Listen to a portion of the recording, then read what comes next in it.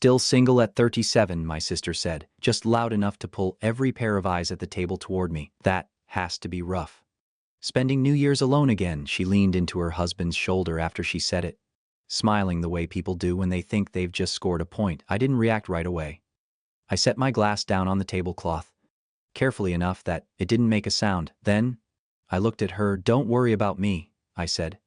I've been married for a long time.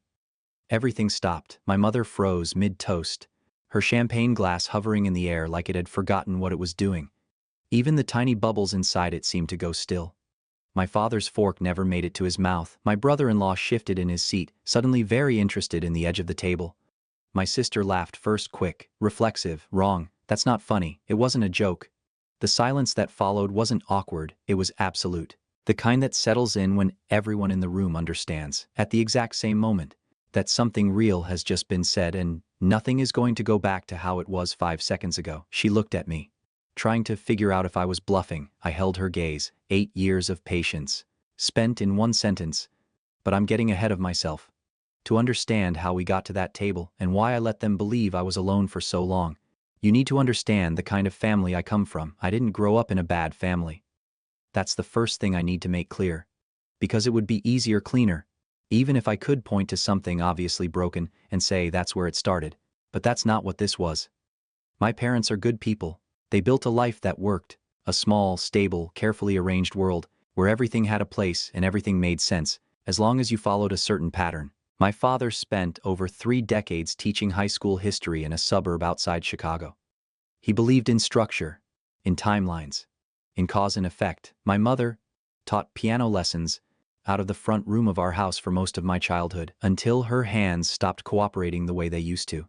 She believed in discipline, in practice, in doing things the right way.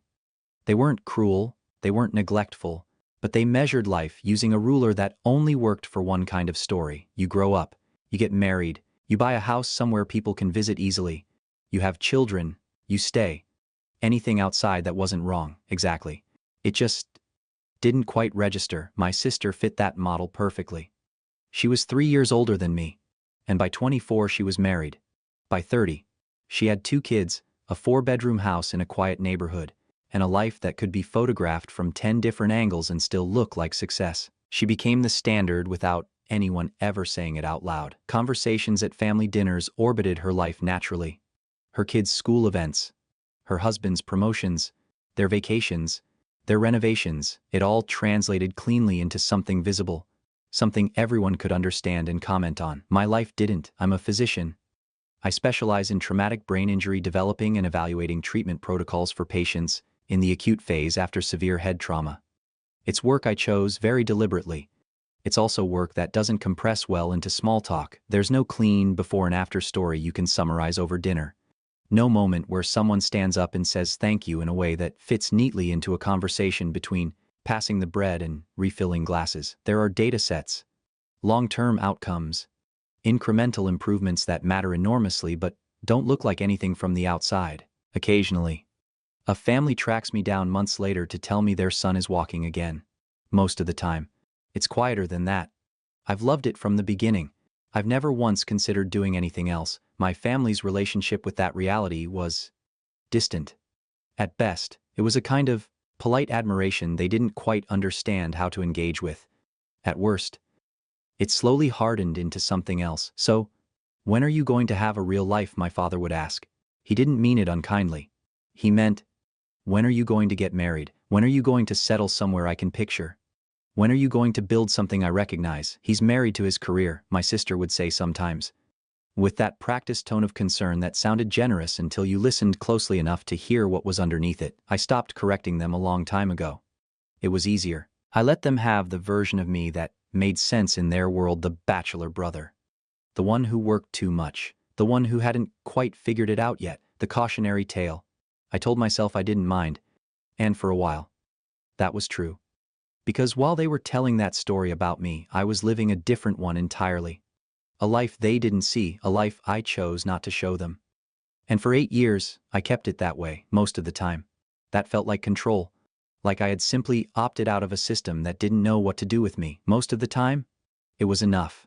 The truth is, I didn't correct them because I didn't need to. Not anymore. I met Claire 8.5 years ago in London. At a surgical robotics conference I almost didn't attend. I was there representing my hospital's imaging evaluation committee, a role I'd been pulled into mostly because I had a habit of actually reading the research everyone else referenced. Claire was presenting on haptic feedback systems in robotic-assisted microsurgery. Her work challenged one of the core assumptions our evaluation framework was built on. So, during the conda, I said so. Not aggressively, not theatrically, just precisely. About 200 people were in the room. She listened. Then she dismantled my argument in 4 sentences. Not unkindly, not dismissively, just thoroughly, cleanly. Correct. It wasn't humiliating. It was clarifying. After the session ended, I was standing in the hallway, halfway through deciding whether to rethink our entire evaluation model, when she walked up to me and said, "I owe you a coffee, professional courtesy." I was a bit surgical in there.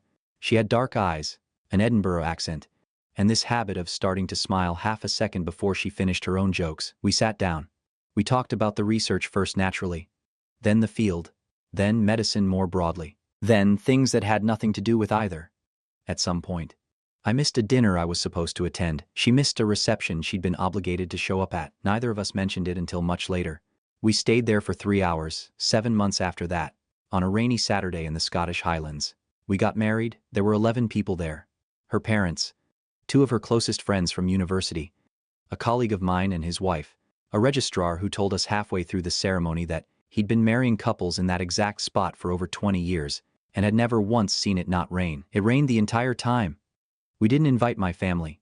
We didn't announce it. We didn't perform it for anyone. We just did it. And then we went back to our lives.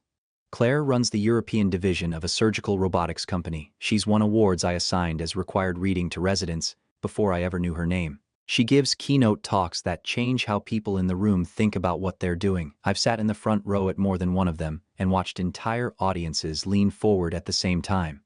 She would argue with every one of those statements. I would argue back. We have a townhouse in Chicago. We have a small place in northern Michigan where we go in August when our schedules allow, which is less often than either of us would like. We have a life that is full, specific, and entirely ours. It doesn't require explanation. It doesn't require validation, and that's exactly how I built it. But there's something about keeping a life private for that long that people don't talk about. There are costs. They're not dramatic. Most of them. They don't feel like sacrifices in the moment. They feel manageable. Claire knew Marcus, my closest friend and colleague. Marcus knew Claire. The 4 of us had dinner when we could. She existed fully in my professional world, in a way that felt natural. But she had never met my parents. She had never met my sister. That was a choice we made together. Or maybe more accurately, a boundary I drew. And she respected. It worked. Until it didn't. There were moments that made the edges of that decision harder to ignore. 2 years ago, when my father had a health scare, I drove down alone. I sat in a hospital waiting room alone. When a nurse asked if someone was coming to meet me, I said no. That wasn't the full truth. It was just the version that fit the situation. My mother's 65th birthday dinner at the house. Photos of my sister's kids covering the refrigerator. I sat across from them for 3 hours feeling like a guest in a story I had never been written into. And then there were the calls. "Can you watch the kids this weekend? You're not doing anything anyway. Trevor knows someone you might actually like her. You've been working a lot. I just worry about you being alone." I let them believe it. I told myself it wasn't worth correcting, that I was protecting something. I was. I just didn't realize how long I could carry that version of myself before the weight of it started to shift. Before silence became heavier than truth. And then December came. My mother called me herself. "Your father's been tired," she said. "More than usual. Please come for New Year's. If you can." Claire was in London that week, another conference, different year, same city, same rhythm, presentations, receptions, late conversations that stretch longer than planned. I told her about the dinner. She didn't hesitate. "Go," she said. "Be with your family. I'll call you at midnight." She said it simply, the way she says most things, which is part of why I married her. So, I drove down on the 31st, and, at the time, I thought I knew exactly how that night was going to go. I was wrong. For a long time, I told myself the silence didn't cost me anything. That was never entirely true. It just wasn't obvious. Claire never pushed to meet my family. That needs to be said. She had opinions about it. We talked about it more than once over the years, But she understood something about me that most people don't bother to figure out. She understood that this wasn't about logistics. It was about where I felt seen and where I didn't. So she waited. 8 years of holidays where she wasn't mentioned. 8 years of family events where I showed up alone and explained her absence with phrases like, "It's complicated," or "Work's been intense lately." 8 years of photographs taken in rooms she had never stepped into. She let me set the boundary. And I let that boundary stand longer than I probably should have, because as long as I kept those two parts of my life separate, nothing collided, nothing got diminished, nothing got talked over. But separation has a cost. You just don't feel it all at once. You feel it in moments. Small ones. The kind that don't seem worth reacting to, so you don't.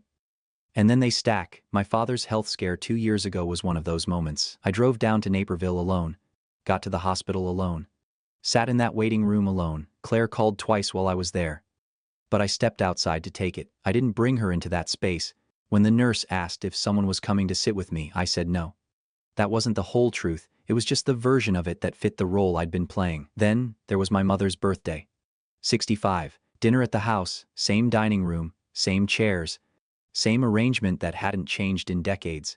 The refrigerator covered in photos of my sister's kids' school pictures, soccer games, Halloween costumes. I sat across from all of it for 3 hours, smiled at the right moments, answered questions that weren't really questions, felt like I had been edited out of something I was physically present for.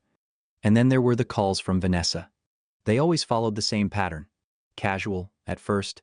"Hey, can you take the kids this weekend? You're not doing anything anyway." Or, "Trevor has a coworker recently divorced, but she's great, you two would actually have a lot in common." Or, "My personal favorite, Mom said you've been working a lot, I worry about you, you know." Being alone. She never said it like an insult. That was the thing. It was concern. Polished, socially acceptable, which somehow made it worse, because it meant there was no moment to push back without sounding unreasonable. So I didn't. I let her believe what she needed to believe. I let all of them believe it. I told myself I was choosing not to engage, that I was protecting something that mattered more than being understood at a dinner table. And I was right about that. I just didn't account for how long I could sustain it. There's a point, eventually, where silence stops feeling like control and starts feeling like weight, like something you're actively holding up. And at some point, you realize you're tired. That was where I was when my mother called in December. She didn't text, she called. "Your father's been tired," she said. More than usual. There was a pause after that. The kind that carries more information than the sentence itself. "Can you come for New Year's?" Claire was in London that week. Conference season, same city we met in. 8 years earlier.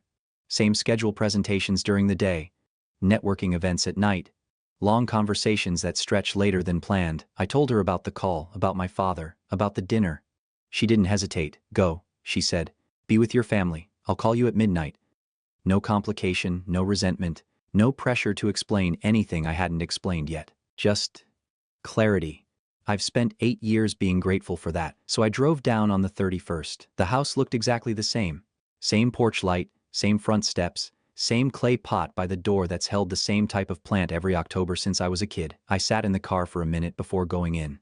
Not because I was nervous. Because I thought I understood the shape of the night ahead of me. I thought it would be manageable, predictable. Another evening where I played the role they expected, said the right things, let the conversation move past me when it inevitably did. I wasn't expecting anything to change. I wasn't expecting to say anything I hadn't said before. I wasn't expecting to reach a point where I couldn't just let it go. I was wrong about that. Because Vanessa started before we even sat down to eat, and by the time she finished, there wasn't anything left in me that was willing to stay quiet. Vanessa didn't wait for the meal to settle into anything resembling normal conversation. She started early. She and Trevor had arrived before me, which meant she'd already had time to establish the tone of the evening the way she always did. By the time I walked in, she was halfway through her second glass of wine. Already comfortable, already in control of the room. Trevor gave me a nod when I came in, the kind of quiet acknowledgement from someone who had learned, over time, how to stay slightly outside the blast radius of these dinners. I respected him for that. We sat down. My mother brought out the appetizers. My father asked me about the drive. I answered. It was all very functional. Then, Vanessa leaned back in her chair and said, "Must be nice, not having to coordinate with anyone. Just show up whenever you want." I smiled slightly. said nothing. She took another sip of wine. Trevor has a guy at his firm. She continued. Like she was offering me something generous. You might actually like her. 40. Recently divorced? Very successful? You two would probably have a lot in common. Trevor shifted his attention very deliberately to the bread basket. That's kind of you, I said. I kept my tone neutral. That usually worked. I just think, Vanessa went on. At a certain point, you have to be realistic about things. There it was. The setup. The slow build she always used before she said what she actually wanted to say. I could feel it coming. I'd heard variations of it for years. You're already 37 and still single, she said finally. Just loud enough to carry across the table. That has to be rough. Spending New Year's alone, she turned to Trevor after she said it and smiled. Not at me. At him.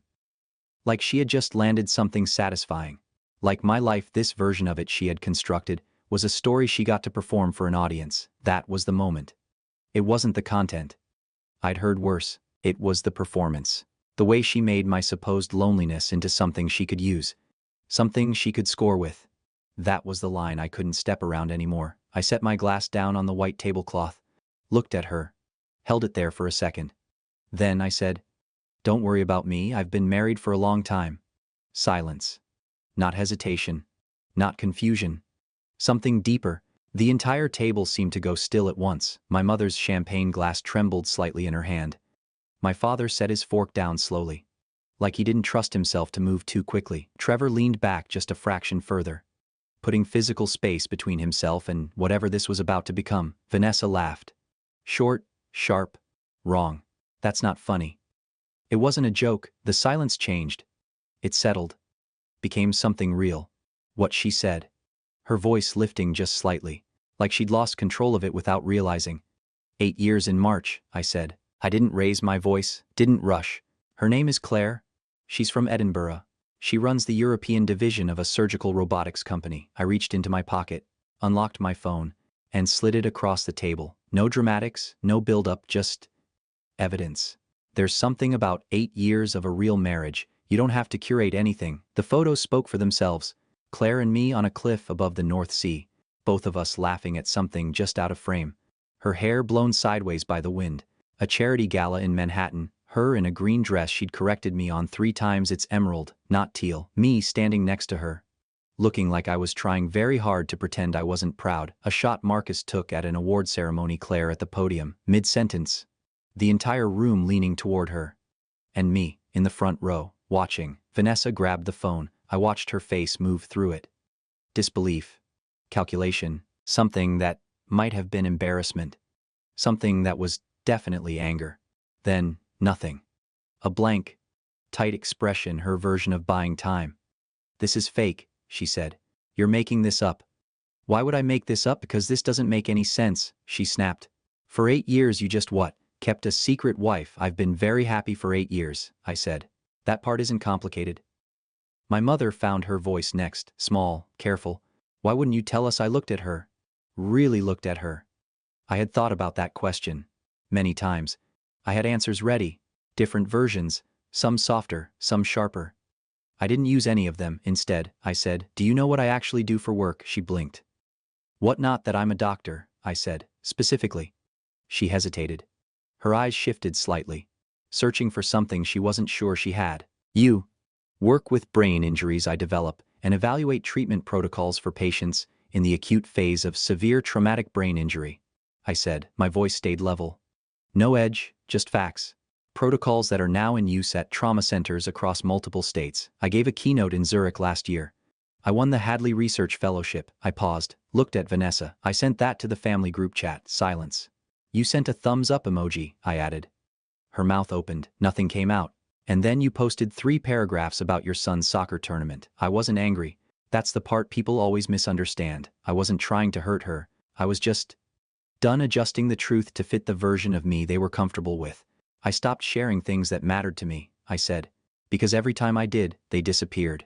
The table didn't move, didn't breathe. And when I found something, I actually wanted to protect. I continued. I decided not to put it in a place where it would be treated the same way. I stood up, picked up my coat from the back of the chair. No one stopped me. No one knew how.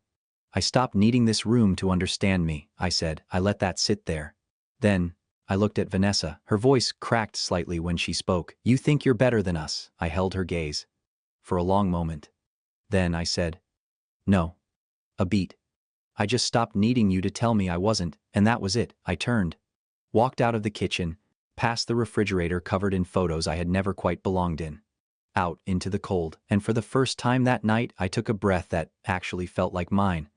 I didn't leave because I was angry. That's the part that's difficult to explain. Because from the outside, it probably looked like I'd finally snapped, like 8 years of silence had broken all at once, but that's not what it felt like.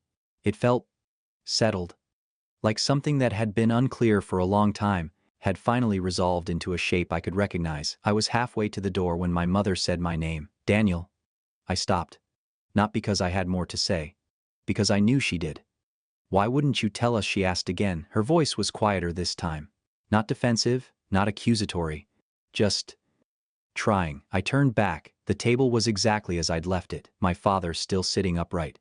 Hands folded now, Vanessa staring at the phone like it might rearrange itself into something more manageable if she looked long enough.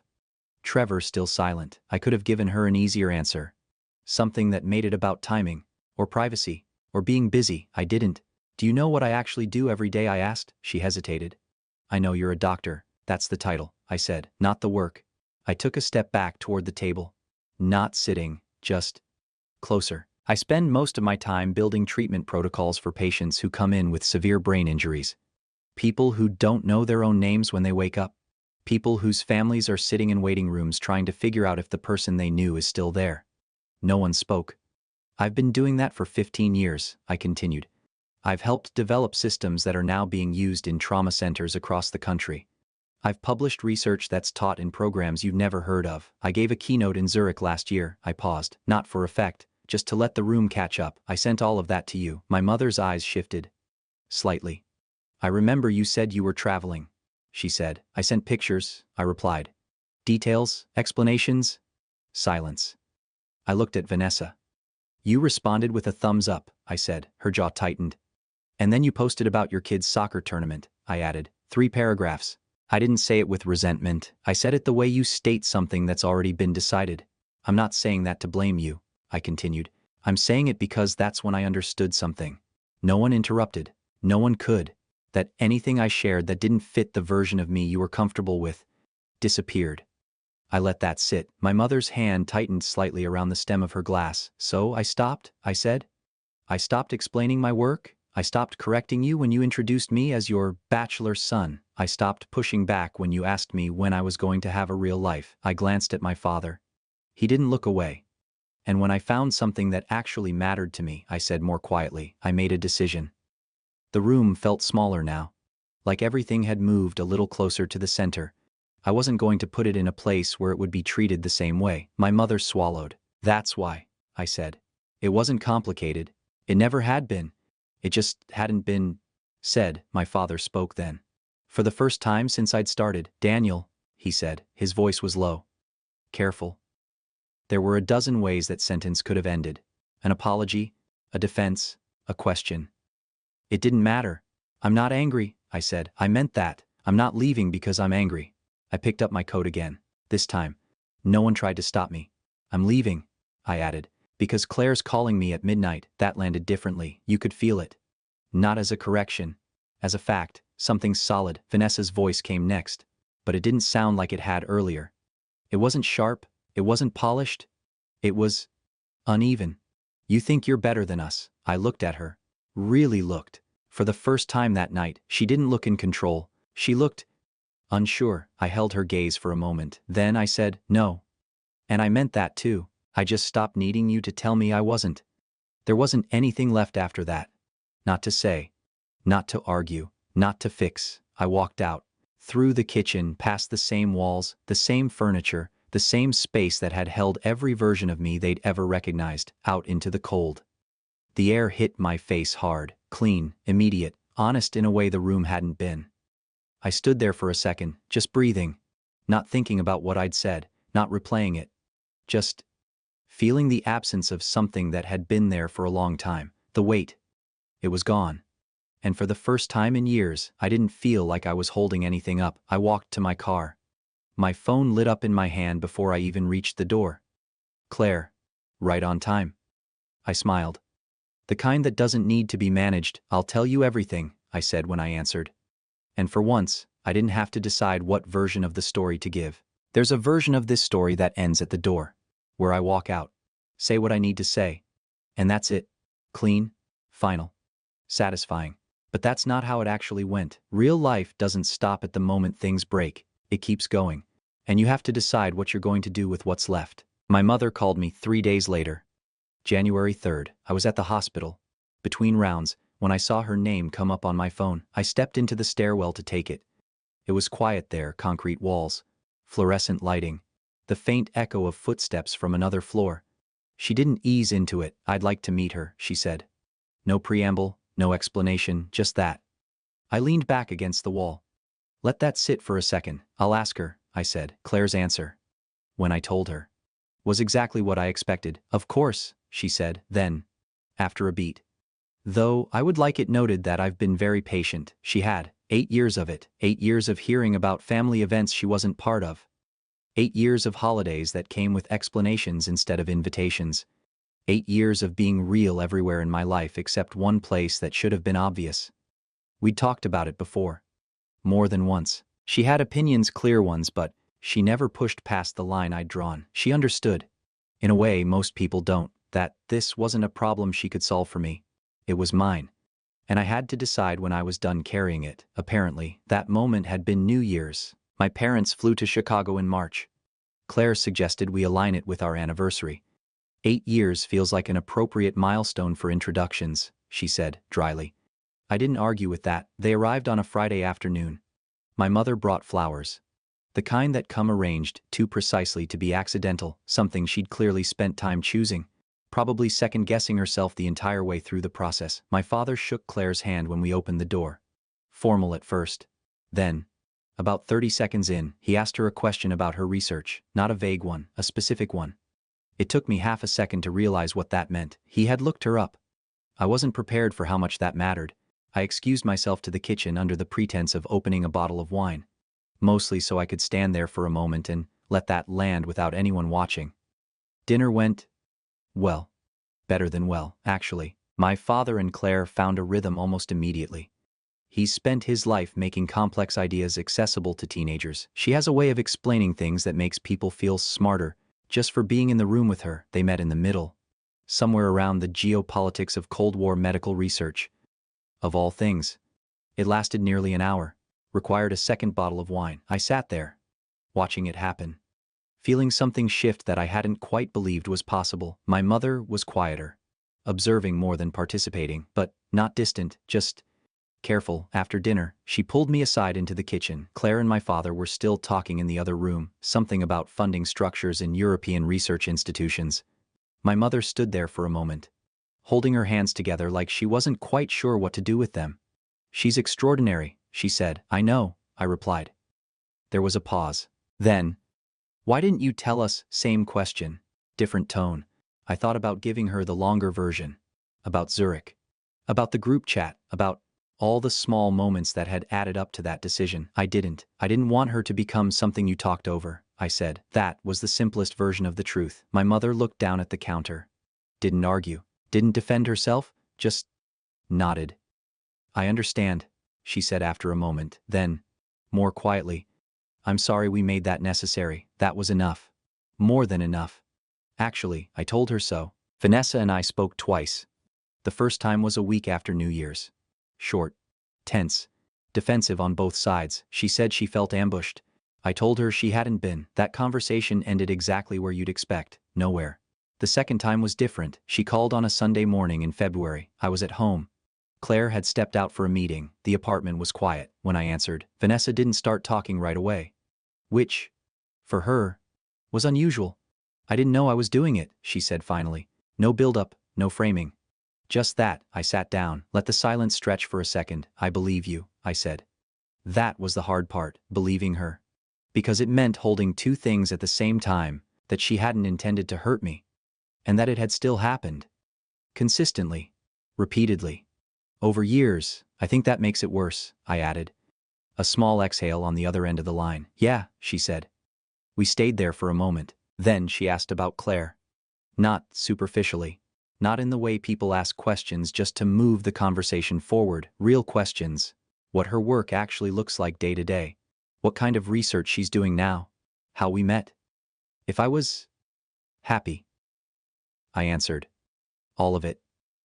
For the first time in I don't know how long, I was talking to my sister about my life without editing it down into something easier to digest, and she listened. Not perfectly, not consistently, but differently. It wasn't fixed. I don't want to pretend it was. Things like that don't reset overnight. They rebuild, slowly, unevenly, with a lot of moments where you stop and check if what you're building is actually holding. But it was a start, and that mattered. The night of New Year's, after I left, I drove back through the city. Chicago was quiet in that specific way it is just before midnight on December 31st. The streets were mostly empty. The air had that pale, cold stillness that makes everything feel suspended. I parked outside the townhouse and sat in the car for a minute, not thinking about anything in particular. Just sitting. Letting the absence of that weight settle into something real. My phone read 11:52. I went inside at 11:59. Laptop open, lights low. Claire's face appeared on the screen almost immediately. Calling from her hotel in London, she was already in the new year. 7 hours ahead, still awake. Of course she was. She had a glass of wine in her hand. Her hair was down. She looked exactly like the person I wanted to see at the start of any year. Well, she said, tell me everything. So I did. I told her about the table, the champagne glass. Vanessa's face cycling through 5 different reactions in under a minute. The silence. The phone sliding across the table. The thumbs up emoji. My father not speaking. My mother's hand shaking. I told her about walking out. About the cold. About that first breath. About how the drive home felt like setting something down I hadn't realized I'd been carrying for that long. She listened the way she always does, completely. No interruptions, no performance, just attention. When I finished, she was quiet for a second, then she asked, how do you feel I thought about it? Tried to find something accurate. I feel like I've been living in a room with bad acoustics my whole life, I said slowly. And someone finally opened a window. She smiled, that half-second early smile before the laugh. That is the most medical metaphor you've ever used for an emotional experience, she said. I've been practicing, I replied. Outside her window, somewhere in London, fireworks went off. The sound came through faintly, distant. Happy New Year, she said. Happy New Year, I answered. And for the first time, in a long time, it felt like I was exactly where I was supposed to be after the call ended. I didn't move right away. I stayed on the couch, laptop still open, the screen dimming slowly in front of me. Outside, the city had started to wake up again, distant horns, someone shouting down the block, the low, uneven rhythm of fireworks echoing between buildings. Chicago was crossing into the new year. I sat there and let the sound in, not all at once. Just enough. For a long time, I had been managing 2 versions of my life, one that was complete, real, fully inhabited, and another that was simplified, reduced to something that fit more comfortably into conversations that were never really about me in the first place. I told myself that was a choice. And it was. But it was also a compromise I had been carrying longer than I realized. That night, something shifted. Not because I had revealed a secret, but because I had finally stopped protecting a version of myself that no longer needed to exist. I closed the laptop, stood up, walked over to the window. The glass was cold under my hand. For a second, I could see my reflection faint, layered over the lights of the street below. It looked the same. Nothing about me had changed, and yet everything felt different. Lighter, quieter, more accurate. I thought about the house in Naperville, the kitchen, the table, the exact moment where the room had gone still, not with regret, not with satisfaction either, just clarity. There's a difference between wanting people to understand you and needing them to. I hadn't realized how long I'd been holding on to the second one, how much energy it had taken to keep presenting something that could be accepted, instead of just being what was already true. Claire had never asked me to explain myself that way. She had never needed a version of me that was easier to process. She had just listened, understood, adjusted, stayed. That was the life I had built. Not the one at that table. This one. I checked the time. Just past midnight now, a new year, no ceremony, no announcement. Just a quiet line drawn somewhere internal that I hadn't been able to reach before. I picked up my phone. There was a message from Claire. A photo. Her hotel window, slightly fogged from the inside, fireworks blooming faintly in the distance. Under it, just a few words still awake. I smiled. Typed back, "Yeah, I'm here." That was enough. I didn't need to explain the night again. Didn't need to justify what I'd said or how it landed. The story had already been told. And more importantly, I had finally stopped pretending I needed anyone else to validate it. I stood there for a moment longer, looking out over the street, letting the noise of the city settle into something steady. Then, I turned off the lights, went to bed. And for the first time in a long time, there wasn't anything I felt like I had to carry into the next day. If you've ever been misunderstood by your own family, or had to build a life they couldn't see, subscribe to hear more stories like this. This story was created by the Fish Tells Stories team for entertainment purposes only. Please do not replicate or apply it in real life.